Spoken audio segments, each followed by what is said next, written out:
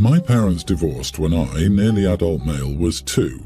My mom remarried last year after being with my stepdad since I was 5. My dad, however, has been remarried 3 times since and was in 6 other live-in relationships. The last marriage stuck better than the others, and they celebrated their 4th wedding anniversary in June. I was a young teen when Dad married his wife. He only introduced me to her after they got engaged. I think she was the other woman in his 3rd marriage, but I can't be sure. I do know he cheated on his ex-wife though, and they were only married for like 18 months before she was gone. I still remember him introducing her and her boys, who were a toddler and preschooler at the time. I know people will suggest the youngest at least must be Dad's, but he's biracial and both my dad and his wife are white, so I don't think so. They were saying how we would be a family, and she told me her boys would love a big brother. I wasn't super enthusiastic and didn't like that I was being called a big brother to 2 random kids. They married 5 months later, and a week later my dad forced me to babysit the boys so they could go on a date. The following week I was at his house and he forced me to babysit so she could go shopping for a few hours. His wife told me it was an excellent chance for us to bond, and I don't think she or my dad were happy when I basically just sat there during the day or left them in bed at night when babysitting. I didn't want to do it, and I told my dad, and he said it was tough luck. After the instability of my dad after his divorce from my mom and the fact I felt he basically gave me the biggest screw you since he didn't even give me a chance to meet them before he got serious, I asked my mom if she would fight for custody of me, and she did and won. We had a lot of instability, thank you for that, Dad. My dad really tried to keep me involved even though I was living with Mom, and he tried to get me to babysit a few more times before finally giving up that angle. But it's been years, and he's upset that I don't act like I'm part of his family and haven't made an effort to know his stepkids. He called my mom about graduation after Christmas, and he got annoyed when he heard there would be limited spaces, and I'd already claimed my share. I saw him on New Year's Eve at my grandparents' party, and he approached me and told me how disappointed he was that things had failed. He tried to drag my grandparents into the conversation too. Then he said, "It's like our family failed because I made you babysit once or twice." I told him it was a big reason since I hardly knew his wife or her kids, and he made it clear my opinion and comfort meant nothing to him. His stepkids were there, so he got angry with me for confirming it. I told him he shouldn't have said it so, and he should have left me alone. Am I the idiot? Not the idiot. Your dad is using you as a tool and not considering your opinion. It's a bit nervy to mention the term family when he seems to have churned through women and may have a skewed idea of a family. Babysitting is bonding. LOL, your dad has such nerve. It's like our family failed because I made you babysit once or twice. This blows my mind. He's clearly blind to what he's done. OP is a better person than me. I would have said our family failed because he walked away, wasn't a father figure, was flaky on child support payments, I'm guessing since OP mentions a lot of instability, and Lord knows what else. He wants to act like the problem is his 2 volunteers to babysit. Allow me to drag all the skeletons out of his closet. I mean, this is the guy who had 3 marriages and 6 live-in girlfriends in 11 years. He clearly has a use and throw away mentality when it comes to other people, but he's likely angry OP didn't allow him to use him until he was ready to discard his son. I've come across people like OP's dad, and they're always angry if the other person does the ditching. They believe they're the sole one with that prerogative. Well, I cannot imagine the mental gymnastics it takes to think becoming a wife number 4 to a man whose every relationship falls apart in around a year is a good idea. Honestly, I imagine all his women had a severe case of relationship-itis. You know, when someone so badly wants a romantic relationship, they don't give a damn about the person they're starting a relationship with. OP, you did nothing wrong, nor did you say anything that wasn't the truth, and Dad has the maturity of a nailhead. My husband and I married 3 years ago and now have an infant daughter. We were best friends for 6 years before this. He has a tween daughter with his ex and she's great. I love everything about that girl, outside of her shower usage.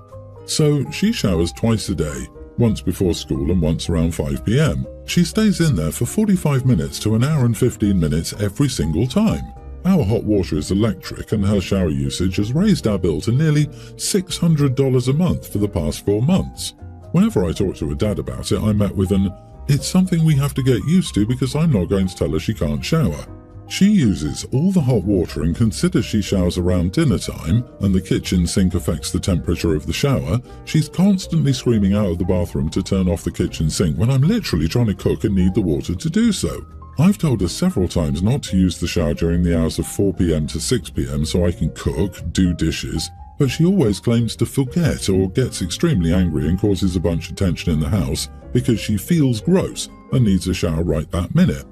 I'm starting to grow resentful because there have been several times I've attempted to bathe our daughter, or bathe myself, or do the dishes, and there's been no hot water.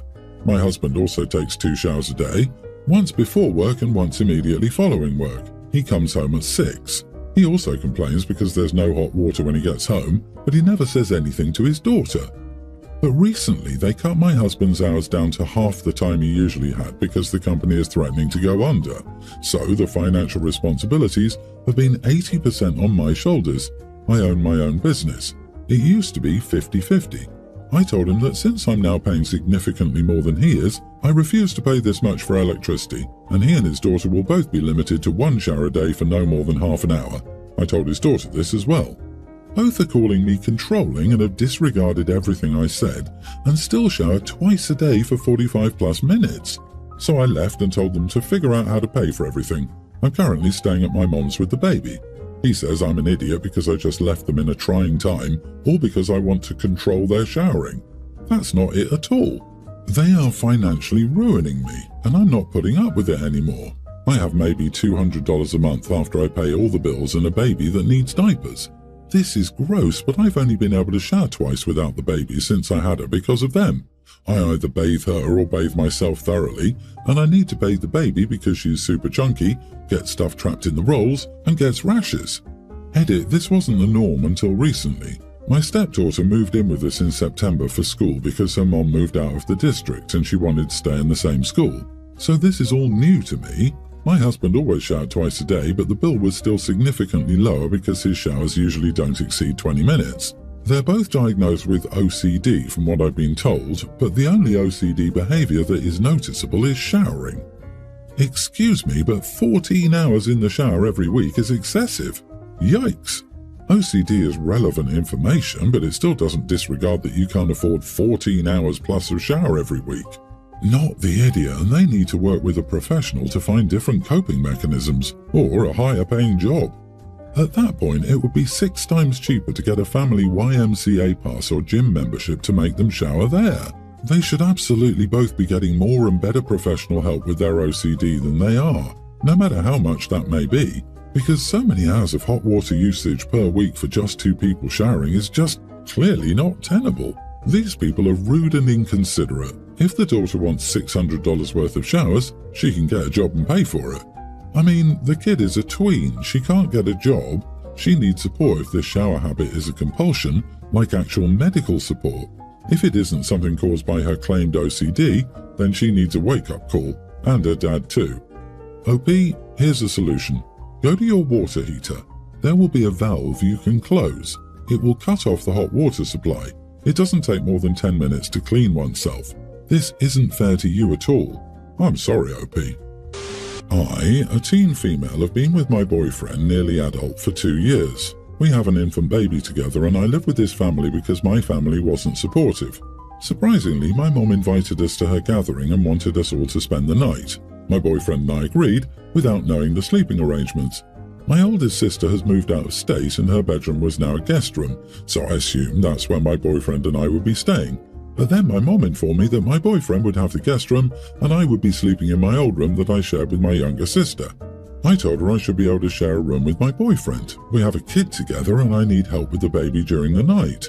She said I was still a child and wouldn't be sharing a bed with a man under her roof. I told her my baby and I weren't sharing a bunk bed with my young teen sister. No way was that happening and that I needed my boyfriend's help during the night. She still refused, so I said we wouldn't be staying the night tonight, but we'd stay for the party. My mom got upset, which started an argument, and she basically said I couldn't suck it up for one night, proving I'm too immature to be a mother. We ended up leaving. My mom left me a bunch of angry texts, and my dad texted me asking me to please apologize to my mom. Am I the idiot? Oh, honey, this is a tough one. I'm sorry your parents aren't supportive. Them asking you to share a bunk bed with a baby is the ridiculous part. Not to mention taking away a source of help that you and the baby need. I'm glad your boyfriend is supportive, and it sounds like he's helping with the baby. You did the right thing by leaving and not caving into that demand. This is simply where you are in life. If your mom can't accept that, it's her problem to work through and solve. I wish all three of you the best. Also, the mom is shutting the barn door after the horses have escaped. That horse has definitely bolted, Mom. LOL. The argument is too immature to be a mother. LMAO. Well, it's too late now, honey. She's a mother already, so this sentence is completely pointless. Honestly, OP's mom is too immature to have a baby if her baby is having babies. I blame grammar. Right? And there's no better protection than a sleeping baby. OP wanting the baby daddy's help during the night is a valid reason. If she was super concerned about intimacy under her roof, then she could say the door has to be left cracked open, but really she's at least a year too late to be that concerned. If you didn't say anything inappropriate or rude during the fight, I don't see a need to apologize. 6 months ago, my 24 female best friend Tess, 26 female, asked me to be her maid of honor for her wedding. We've been friends for years now and I love her a lot. She's always been there for me and we've been through a lot together. Tess was the most excited about her bachelorette. She'd been talking about it even before she got engaged, which is why I feel so guilty. I also helped her plan our Vegas trip. We were supposed to leave this week.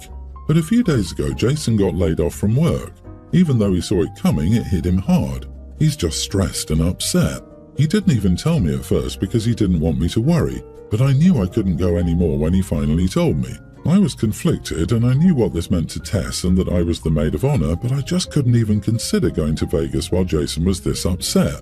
He's a strong guy, but he shouldn't go through this alone.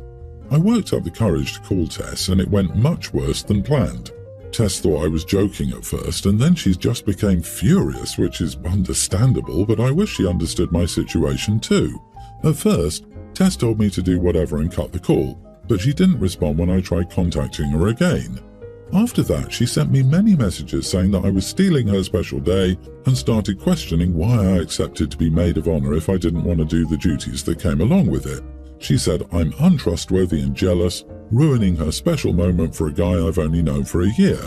I'll admit I usually don't accept Tess's offers to go clubbing, and she blames that on Jason being controlling, but in reality I've explained that I just turned into a homebody because I never really enjoyed that stuff in the first place.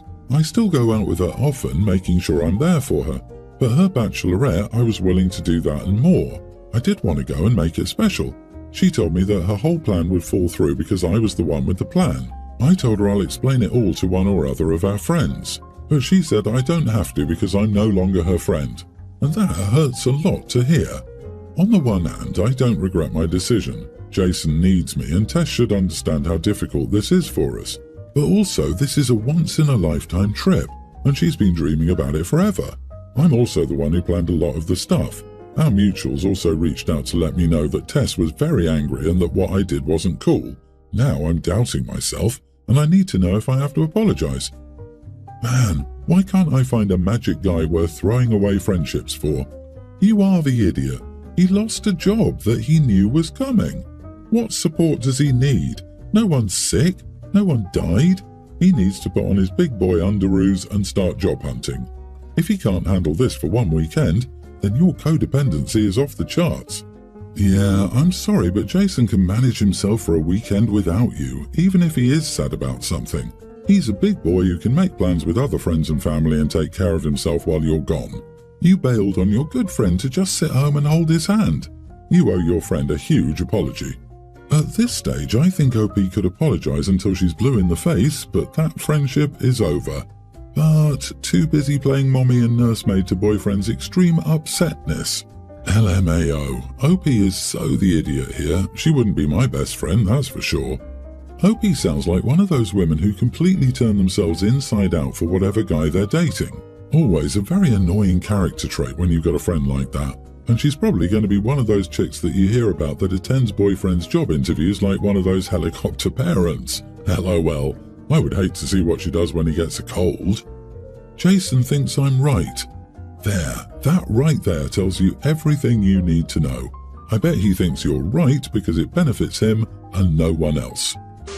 I have 5 children. A nearly adult male, a teen female, a younger teen female, 2 tweens male and female.